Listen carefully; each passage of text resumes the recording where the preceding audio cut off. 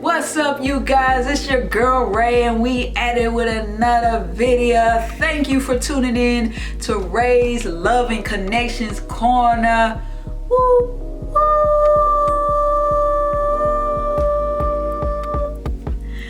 All right, so today we are going to talk about being the black sheep and fighting generational curses, right? I believe that, and this is a big topic, I feel a very important topic, and honestly, this might take more than one video, to be honest, and I'm just coming from the gym, so I ain't all dressed up. I just was like, I don't want to make a video today, so yeah. So like I told y'all in my very first video, I'm not one to have complete structure. I probably should, but it be wrecking my mind a little bit trying to do all that. But I do feel like the whole black sheep thing and breaking generational curses is a very unique thing. Not all of us are the black sheep, and I feel like the black sheep is the person that is aware of what's going on within the family and sees the dynamic in the way each individual moves throughout the family and how it creates turmoil and chaos within the family. And they're basically awake. And so they try to, and I feel like most times they're people pleasers. So we try to, try to please everybody within the family so that we're not on their bad side or whatever, at least initially. And we try to speak up and say what's right, and we try to point out those things that are causing an issue within the connections within the family. And eventually it gets to a point where people either start to hate on you or they try to make you out like you're crazy. You're constantly trying to speak up and trying to make change, but nobody's hearing it, nobody's seeing it from your perspective, or they're getting defensive or gaslighting. And so it gets to a point where it becomes exhausting for you, and it's just like, okay, well, now I gotta step back, you know what I'm saying? Now I gotta take care of me, you know what I'm saying? And now I have to defend myself and put myself first and let it be, because you start to realize, hey, I can't change everybody, you know what I'm saying? I can't change you. You have to want it for yourself. All I could do is maybe point out the flaw or point out the issue, and if you want to fix it, you fix it. But you're not going to continue to hurt and damage my self-worth, my self-esteem, my confidence, and belittle me because I'm doing what I feel is right and I'm trying to help, but you look at it as a negative thing. And so that's what my life has been like, with my family, dealing with issues with my mom. Maybe one day, I'll go deeper into that, but me and my mom have had issues, and where my grandma, my mom was adopted, my grandma would treat her a certain way. Supposedly, that's what my mom say. I don't know the truth completely, because my mom has her ways too. But my grandma, I guess, would have her basically be like a servant to the family, cleaning my uncle's room and stuff like that, and not giving her affection, no love and stuff like that, because my grandmother never received that love and affection from her mom. So I guess maybe my grandma felt like she didn't want to give it to her, and she wanted her to feel the same hurt and pain that she had to feel. And so I feel like my mom tried to do that to me, but I'm not going for it. You know what I'm saying? Even though, yes, I spent a lot of years as a child, you know, writing my mom letters, you know, crying to her and telling her, Mom, I want your love. Mom, you know, I want you to hear me. Mom, I need your love. I need your affection. Can you just listen to me? You know, like literally begging and crying out to her that, you know, hey, like I said, I want your love. I want your affection. I want your attention. And it just seemed like it wasn't getting through to her, right? And, you know, I guess at one point there was a point, well, there was a point, not I guess, there was a point where my mom did actually eventually open up to me and tell me, hey, you know, growing up, I was jealous of you, that my mom gave you the love that I've always wanted from her, but she gave it to you. And my mom had me at a young age. She had me at 15. And, you know, I understand, and at that time too, people were judged a lot for having a child that young. And I appreciate her for having me. And I'm not gonna lie, there were times where I would literally feel like, damn, I wish you never had me, because, you know, I'm just like, I wish you never had me, because why are you treating me like this? I didn't do nothing wrong to you. It's not my fault that my grandma is showing me the love and affection that you've wanted from her. That's not my fault. You know what I'm saying? And as a child, you internalize, you know, other people's behaviors, treatment, the things that they do and the things that they say, and you internalize it as something that's on you, that's your fault, right? Because we don't know any better. And I still used to be like that, you know, growing up, you know, but it got to a point where I realized a lot, you know, even though I seen little things like, it's just like, I don't want to tell too much of my family's business, but it's just a lot of stuff. Like even my grandfather, you know, would hit on my grandma and stuff like that, and they would get in arguments. You know, my mom almost killed herself, and I walked in on it. You know what I'm saying? She went out to the car late at night, and I go down there. Something just told me to follow her, and I see she's got a gun to her head. You know what I'm saying? I'm only like maybe 5 or 6 years old, and I'm seeing this. So, and it's a lot of other stuff that I've witnessed as a child where I shouldn't have been exposed to those types of things early, because even growing up, I started feeling like I didn't want to live anymore, and, you know, trying to figure out different ways on how I don't have to be here in this world anymore. When, now that I think about it, I probably wouldn't have had those type of thoughts in my mind, maybe, possibly, if I hadn't witnessed her do that. You know what I'm saying? But getting back on topic, you know, just seeing that trail of how my great grandma treated my grandma, and then how my mom treated me. But the thing is, I'm not going for it. Like I said, I'm not going for it, not anymore.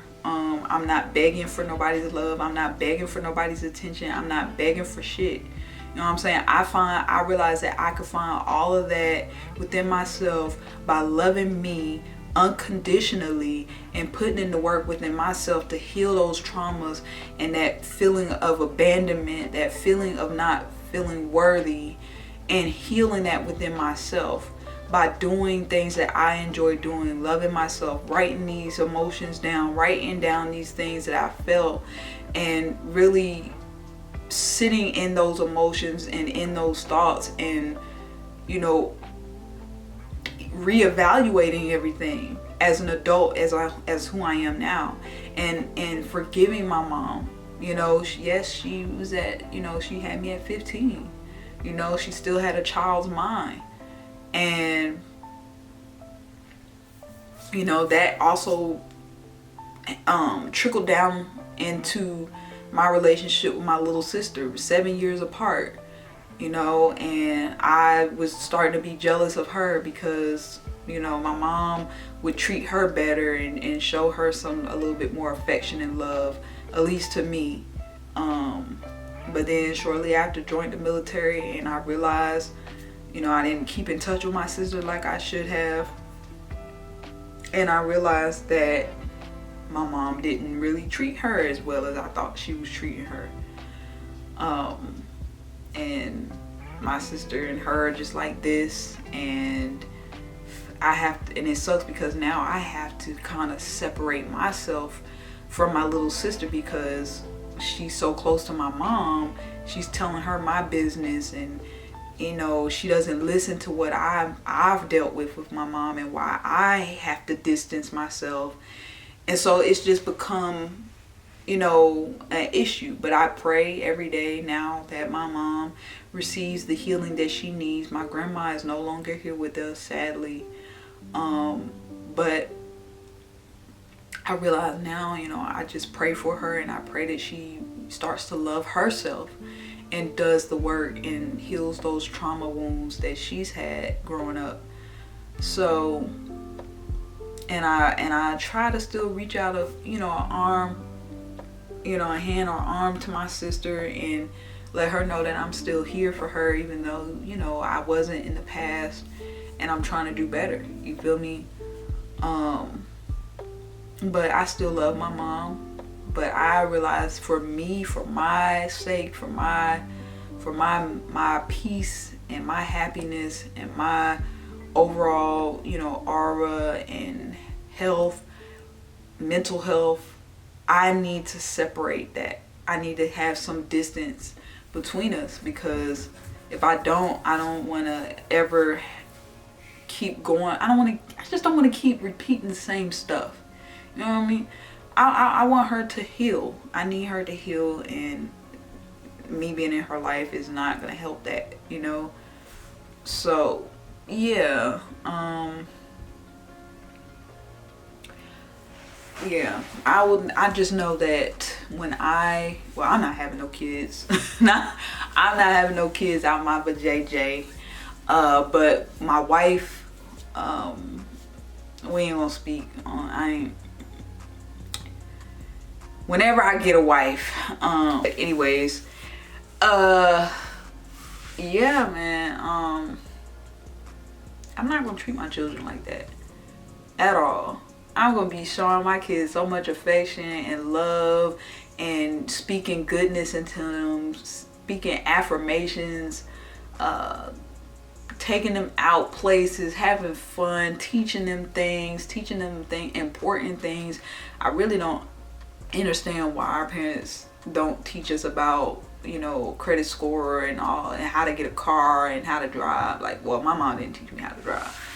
But, you know, I just know that overall I'm going to be a really good parent, and I'm going to be like a big old kid with my child, and we're going to have fun. We're going to live life. I'm not saying I'm going to be their best friend. Definitely not that. Because my mom and my sister, I feel like they think they best friends, and that's not it. That's not what we finna do.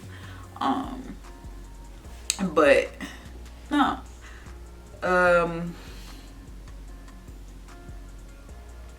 Oh, so there's another thing with people pleasing, because I did write down a couple notes. So to me, a people pleaser, they accept the good and bad, negative behavior and disrespect most times, and because they see the potential of how that person could be, and they're not there right now. They're not in that particular state in the point in time where we see that potential that they could have. And so we allow the good things that we see within them to outweigh the bad things on how they treat us and even other people. Like my mom has this thing where she makes fun of other people, and I feel like it's kind of rubbed off on my sister, and I don't like that.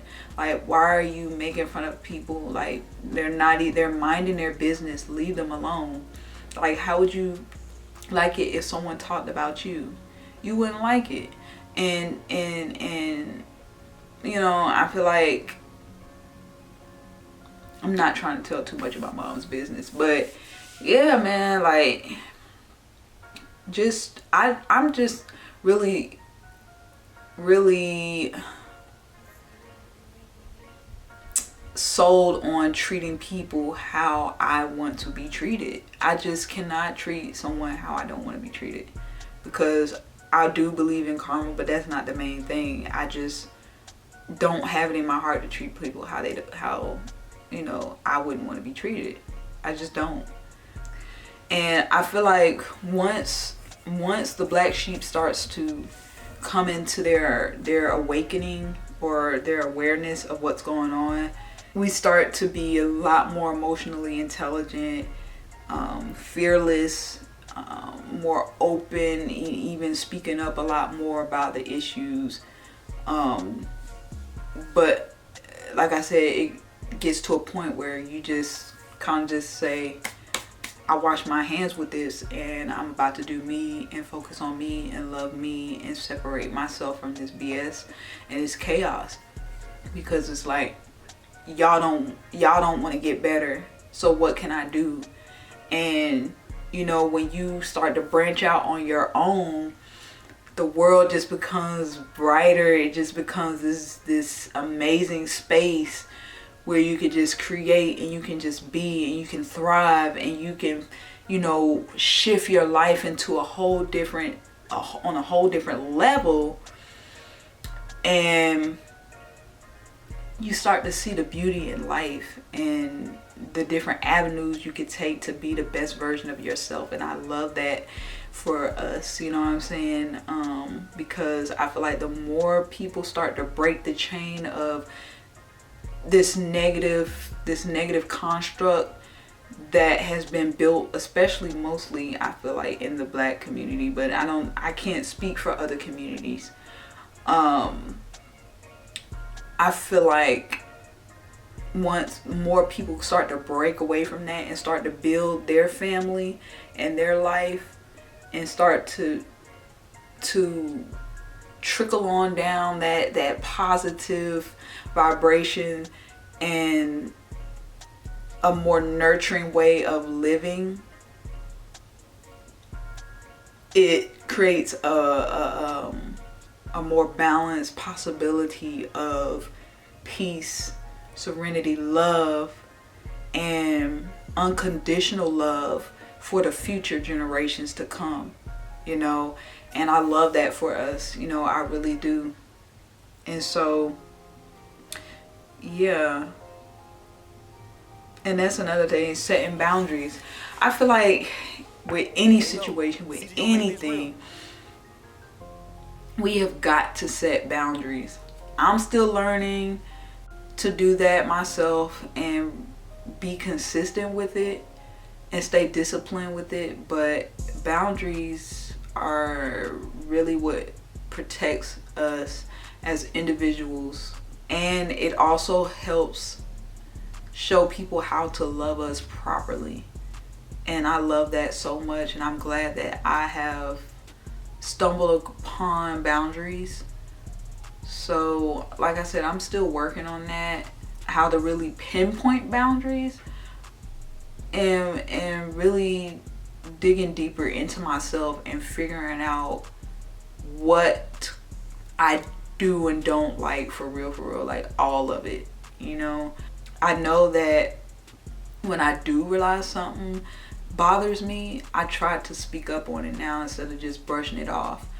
I'm still working on that, because sometimes I don't realize something is triggering me until I realize that I'm not, you know, willing to hang around that person anymore, or they just rub me the wrong way. Like, yeah. But we could probably talk about that another time. I think I spoke a little bit about the healing process that goes, or that's involved with the black sheep, at least dealing with me. I got more into my spirituality, and just lighting incense, meditation, realizing that anxiety, so depression is more of the past issues. It encourses the past traumas, past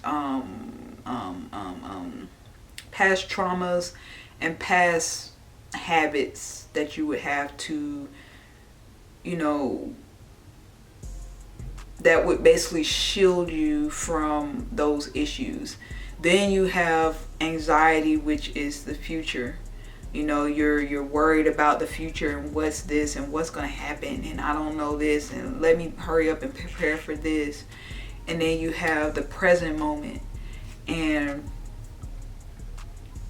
it took me going through my divorce and going to these classes to hear about the difference between anxiety, depression, you know, present, future, and the past, and those, the connection in those, which helped me a lot.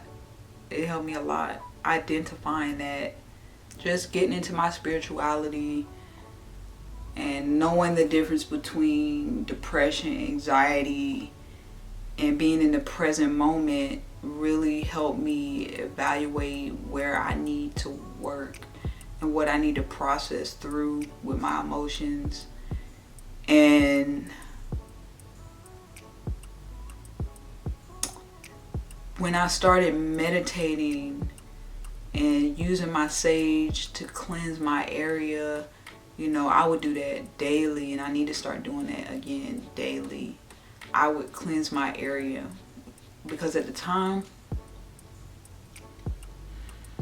I was living with my grandfather, and I had just got out of this really bad relationship, and I just was not myself, like, at all. I gained weight, I was depressed, my room looked like a fucking tornado hit it, you know. And so just committing to, you know, my spiritual practices and reading tarot for myself to get aligned with my guides and get, you know, information from them, and going out and doing things that I enjoy.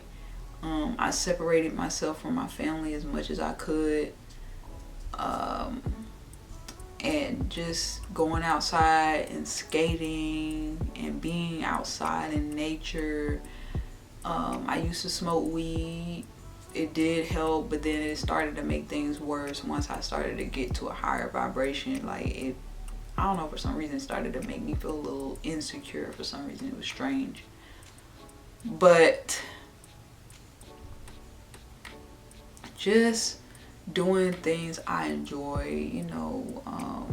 I started to paint. I need to get back to doing a lot of this stuff, and it just helped me a lot. It really helped me ground myself, and as well as my music helped me release some of those thoughts and feelings that I was having, being able to just throw it all onto the track and let it be, you know.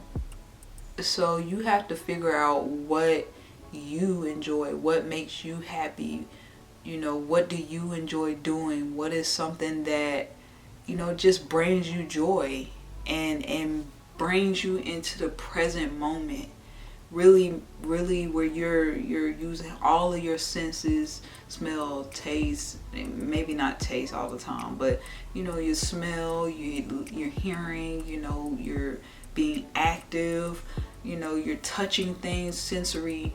So I feel like this is just very important, just taking the time out to figure out the things that you enjoy, or try something new. You never know what you may enjoy and what you can progress at, and really be passionate about. You will never know unless you try it. So yeah, man, I just wanted to speak on that. I hope that you guys enjoyed this video, and you leave me some comments down below. I would really greatly appreciate it. If you would like to like the video, that would be great, and if not, that's fine too. I appreciate you for tuning in with me and listening to my TED Talk for a moment, and I hope that maybe some of my insight helps somebody else. Hopefully my insight helped you in some type of way, shape, or form. I may update these videos in the future once I start getting more likes, and maybe even if I add more substance or more information that I can add. If I realize I left something out, I may redo these videos on these topics. But yeah, I appreciate y'all for tuning in. I hope that you have a very great day, that you are productive today, that you are blessed. Well, you're always going to be blessed, and that you continue being yourself and continue loving yourself and being the best version of yourself that you can ever be, because you are great, you are worth love, you are enough, and you deserve so much in your life, and you will have everything that you've ever dreamed of and desire in life. Don't ever give up on your dream or your passion or anything that you love doing. Alright, y'all, I'm finna get out this mud and get in this motherfucking shower. Alright, y'all. Thank you for tuning in again. Woo, woo. I'm out of here. It's been a long road. Been taught to people please since I was conceived. Man, I've seen things you wouldn't believe. If I told you, would you listen? Would you feel me? I hope you see me. Would you see me? Would you see me? Would you see me? Would you see me? Would you see me? Nobody gonna love you right if you don't love yourself. Nobody gonna respect you if you don't respect yourself. Nobody gonna hold you down like yourself. That's why you gotta put yourself first. Nobody gonna love you right if you don't love yourself. Nobody gonna respect you if you don't respect yourself. Nobody gonna hold you down like yourself. That's why you gotta put yourself first.